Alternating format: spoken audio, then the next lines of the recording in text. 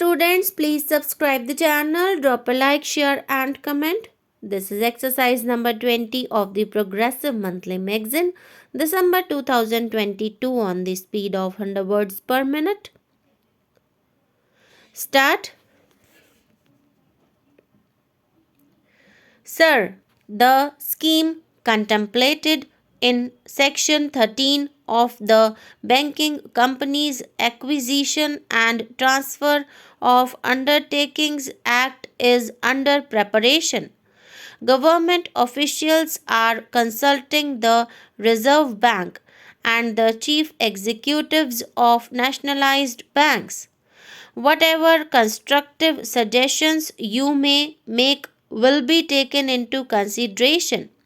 Government is also examining how to give a fair share of the work relating to government treasuries and allied matters and of the accounts of public sector enterprises to the 14 nationalized banks. In the weeks immediately following July 19, it was rumored in some circles that the nationalization of the 14 banks would lead to the denial of loans to large productive enterprises. Nothing could be farther from the truth, and I am sure that you know this. The production of goods and services useful to the community must expand fast. Otherwise, grave distortions arise in the economy, leading to unemployment. You should have no hesitation in assisting all genuine productive enterprise of medium and large size. However, please do remember that in India, bank finance has not always been measured by lenders against actual production needs, and there has not been any effective check on the end use of bank money. Naturally, you should be more alert in this sphere so that very big enterprises or houses do not have to be given larger assistance than is actually warranted in terms of the needs of production and distribution. The Reserve Bank should be able to advise you in detail in this matter.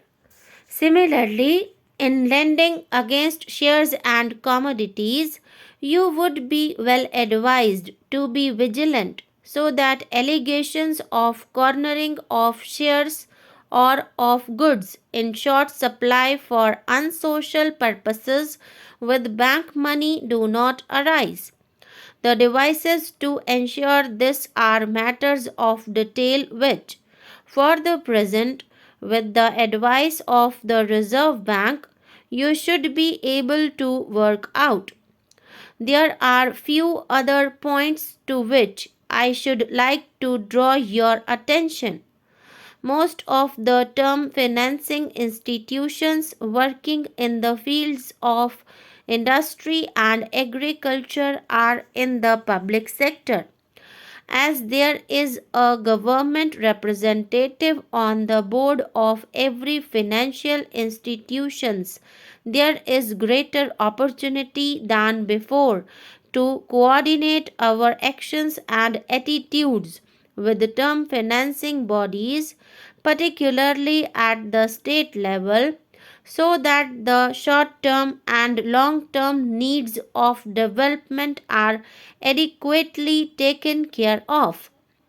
As I have mentioned earlier, it would be useful to be actively in touch with the state and union territory governments so that they do not remain in ignorance of what you can do and what you cannot, and they may so trim and adopt their expectations as to get the best out of the monetary system for the good of the public without nationalized banks having to depart from sound canons of wise financing. Incidentally, this might mean you're subjecting governmental projects to constructive but careful scrutiny, advising the governments what particular precautions they should take in their own and the public interest, and you discontinuing the hitherto frequent practice of leaning heavily on government guarantees. You are aware of the current tensions in the minds of the rising generation, and the main causes of these. One of the irregularities we must correct is the complaint of neglect and incomprehension which the student community appears to make against established authority. It is good to learn that some of you have schemes for financial assistance to students in need. These schemes deserve wide publicity. Those like you who have knowledge and experience of business, industry, and the monetary system can also usefully establish closer touch with the student community. Perhaps you and your senior officials could occasionally arrange meetings with young people and also with other sections of the public. I am glad to know that some of you are trying to use Hindi and regional languages in your contacts with your customers and the public. I think it is necessary to evolve some positive attitudes to the language problem over which there are strong feelings in the country. I should like to assure you that the government has no intention of forcible amalgamation of one nationalized bank with another or of upsetting the management of any bank which does its best to achieve well known objectives. If structural changes in banks are felt to be necessary in the light of working experience wherever possible, these should come about through consultation and coordination.